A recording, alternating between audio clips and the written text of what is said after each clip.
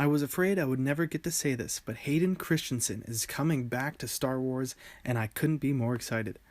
I was already hyped about the Obi-Wan Kenobi series with Ewan McGregor coming back to the role, but now that Haydens Return has been confirmed by Lucasfilm, this series has skyrocketed to the top as my most anticipated Star Wars project. I'll start by saying that Revenge of the Sith is my favorite Star Wars movie, and I will not be taking any Hayden Christensen slander at this time. I think he played the role exactly how he was told by George Lucas, and created some of the most iconic scenes in all of Star Wars. To clarify, this video won't be me gushing about Hayden's existence and the fact that he's actually coming back to play Darth Vader, but is meant to explain why Vader and Kenobi fighting again wouldn't actually break canon. A lot of people have this assumption that the last time Vader saw Kenobi was on Mustafar, and while there are some lines of dialogue that could give truth to that claim, I believe there are more lines of dialogue that prove that they actually did fight again after the Mustafar battle. Before I get into the details, I want to mention that Lucasfilm President Kathleen Kennedy said that this will be the rematch of the century, right after announcing Hayden's return as Vader. She also mentioned that this series will take place about 10 years after the Mustafar battle, putting it 9 years before their duel on the Death Star. The line that fans cling to prove that they didn't fight after Mustafar is this: "When I left you, I was but the learner. Now I am the master." And to me, that line could really mean a few things. The first is that it could mean that the last time they did see each other was really indeed Mustafar, and that's why a lot of people think that they can't fight. However, say they do fight again in the Kenobi series, Vader could simply be referencing their Mustafar fight again to taunt Kenobi, to drive home the fact that there is no more Anakin left inside of him. This line is very similar to when Anakin taunts Count Dooku with the line, "My powers have doubled since the last time we met, Count." What does he mean by that? Like 2 weeks ago? Anakin and Dooku fought a billion times in the Clone Wars, so a line of dialogue can be worked around for a good story.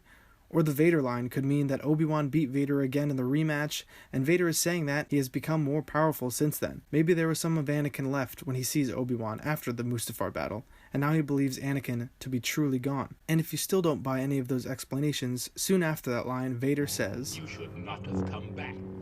What does he mean by come back? This line could be recontextualized if Obi-Wan did in fact try to search for Vader to try and bring him back to the light side one more time. Another line Vader says, this one in episode 6 to Luke, is, "Obi-Wan once thought as you do." We never see Obi-Wan say or try to bring back Anakin to the light in that Mustafar battle. He is there on a mission from Yoda, and he truly believes that Anakin is gone. So what do you think changes his mind? I think it's Padme. Right before Padme dies, she says, "There's going to be I know this. Still."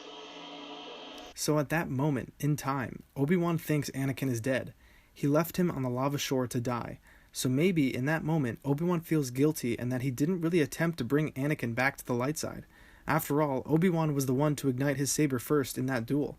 And all of this evidence could be leading to a really amazing story in the Kenobi show, where somehow Obi-Wan finds out that Anakin is really alive and leaves Tatooine to save him. In Legends, Obi-Wan sees Vader on a news broadcast in a cantina. In canon, we don't know when Obi-Wan finds out that Vader is still alive, and the Kenobi show is the perfect place to give us that answer. And when he does find out, I think Obi-Wan takes that last line of Padme to force himself to believe she could be right.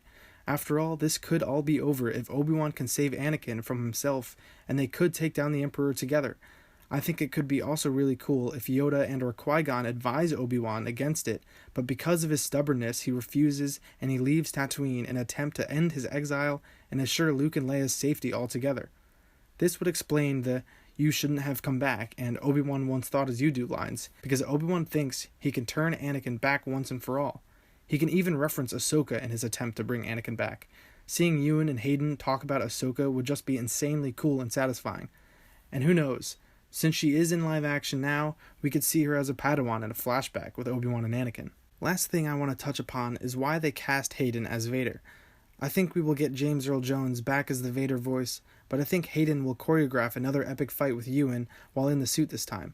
It's likely his mask could explode mid-fight and Obi-Wan looks into Anakin's eyes for the last time. Kinda like the Ahsoka v Vader fight, but in live action, and this time with Anakin's brother. It would be another top-tier Star Wars moment. But even if we don't see that, we will probably see Hayden in the back-to-tank or in his meditation chamber and see his burnt skin under that helmet. Maybe with the side story of his own, whether he's thinking about Padme or his friends while hunting Jedi. And just because I really want it, Flashbacks to the Clone War to remind the audience of their relationship would make sense as well. We didn't get a ton of them bonding in the prequels, and it would be cool if they channeled their Clone Wars selves, and we got to see that in live action. Possibly with Ahsoka too. So hopefully after this video, I've convinced some of you that it wouldn't break canon if Obi-Wan fought Vader again. It would only make the relationship more heartbreaking, knowing that Anakin is not going to turn, and Obi-Wan will finally accept that his friend is truly dead and returns to Tatooine. I think it's a pretty good reason for Obi-Wan to leave Tatooine briefly, and the lines in the original trilogy totally point to another altercation between them in that 19-year gap. Also, who wouldn't want to see a modern lightsaber fight with Hayden in the Vader suit and a younger Ben Kenobi? Let's be honest, all of us would like that. Granted, all of this is speculation, going off of Kennedy's statement this will be the rematch of the century, and this could just be a fight in a vision, which we've already seen in the comics. That would be cool as well, but I kinda want them to meet up in person again because of the story potential there. Anyway, filming begins next March, so the series will probably hit Disney Plus sometime mid-2022. I still can't believe Hayden is back. Deborah Chow is gonna absolutely direct the crap out of the show, and I cannot wait. If you enjoyed my theories and content, please like and consider subscribing to the channel. Thank you all for watching, may the Force be with you, and don't forget to stan Hayden Christensen.